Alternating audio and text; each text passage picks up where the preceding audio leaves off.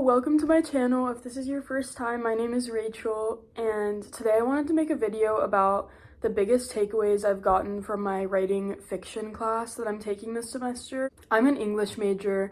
My goal is to, after graduating, I want to get my master's in library science and become a librarian at like a local library, maybe somewhere like the beach. So one of the requirements I had to fill was a writing class, so I took a writing short fiction class, and I've been talking to my mom about like some of the different short stories I've been writing. She was like, oh, you should totally send me some writing prompts and I'll like write short stories along with you because this class sounds so cool. So I was thinking it could be interesting to make a video about some of the biggest things I've learned from this class in case there's anyone who isn't able to take a class on writing but is just curious to learn more. So the first thing my professor said on the first day of class was, to be a good writer, you have to be a good reader and you have to read a lot. There's a quote by Stephen King that says, if you want to be a writer, you must do two things above all others: read a lot and write a lot. There's no way around these two things that I'm aware of, no shortcut. If you don't have the time to read, you don't have the time or the tools to write. So for the first half of the semester, before every class, he would assign us different short stories to read, and then in class we would talk about what we liked about it, what we didn't like. I found that although reading all those short stories could be tedious, I had learned a lot about what I wanted to bring into my own writing. So one of the biggest things I recommend is reading as much as you can and even trying out different genres. If you're someone who usually reads romance like me, maybe try out fantasy. That's something I did this year and it is now one of my favorite genres, and I feel like it's helped me grow as a writer just by getting out of my comfort zone.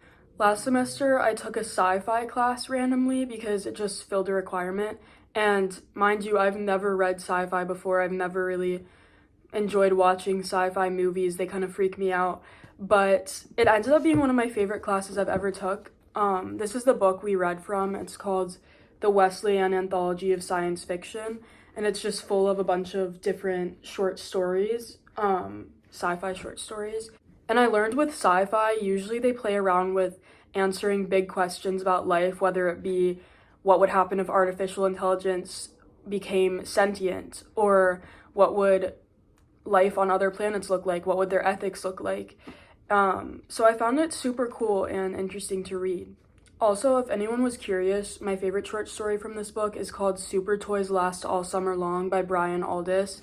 It made me cry. It was so good. It's about a little boy who is artificial intelligence, but he doesn't know that he's not real. All he knows is that he loves his mom, who's a real human, and she can't love her back, or love him back. So, and there's a movie based off of it, I think. Anyways, highly recommend that. That could be a good first short story to start reading. Another thing is reread your favorite books, and while you're reading, be intentionally trying to notice what it is that makes that story so good to you, and if there's something that that author does that you want to try doing in your own writing. One of the biggest things I've learned in this class, and the most important points, is show don't tell. For instance, if I was to read a sentence that said, the child averted his gaze and hid behind his mother's nightgown, that would be a lot more entertaining and tell me a lot more than if the line just said, the child was shy. This is just in general a really good rule of thumb, I think.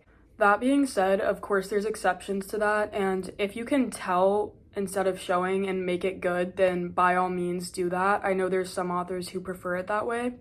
I just think as a rule of thumb, show don't tell is usually good, but if there's a lot of background information you need to include, a lot of the time telling is better for stuff like that, as long as you're not dumping a bunch of info. But I think when it comes to action scenes or emotions, showing is usually the better route to go. The next point is play around with whether you want to use first person, second person, or third person in your story. Using first person can help your reader really get inside the mind of one person, but it can also be limiting because they can't really see other perspectives. All they can see is what's happening to the one person whose minds they're inside of. But third person, you can still describe a certain person specifically, but also give more of a broad perspective or talk about other things going on outside of that one person. So if you wrote something and it just feels a little bit off and you can't put your finger on why, maybe try switching over from first to third or even to second person. Another thing I learned is how important setting is to your story. I had never really tried this before or focused too much on it in my past works, but after learning this in class, I tried it in my short story, and I talked about my main character Mary's love interest, Gia, and I talked about Gia's bedroom, and just by describing Gia's bedroom and describing how Mary loved to try on specific pieces of clothing, or how she loved looking at the art on Gia's walls and what it reminded her of, or how different Gia's bedroom was than Mary's bedroom at home, and how it felt bigger and it felt nicer. And I feel like told you so much about their dynamic and about Mary. And I never had realized that setting can be so helpful in building a strong, well-rounded character and just telling the reader different little details about them. So definitely utilize that and utilize building a strong setting.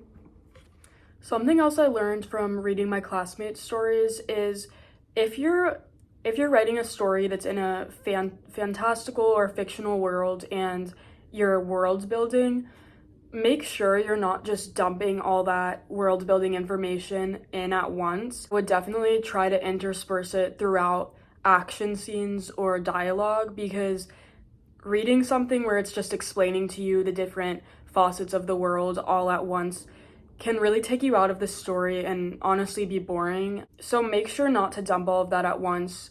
Now I want to talk a little bit about writer's block.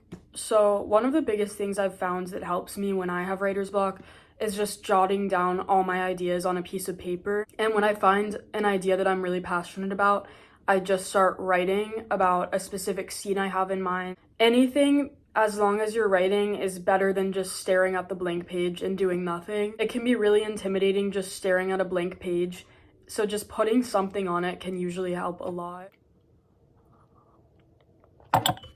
And going off of that, when you do start writing, in my experience, I find that it's better to just keep writing and don't go back and reread what I have or try to edit what I have until I'm done with that first draft, because if I'm paused and I'm kind of trying to think of what I'm going to write next, going back and rereading doesn't help me. All it really does is take me out of my rhythm and just make me start noticing everything wrong with what I have up until that point. So I would say until you finish that first draft, just keep writing.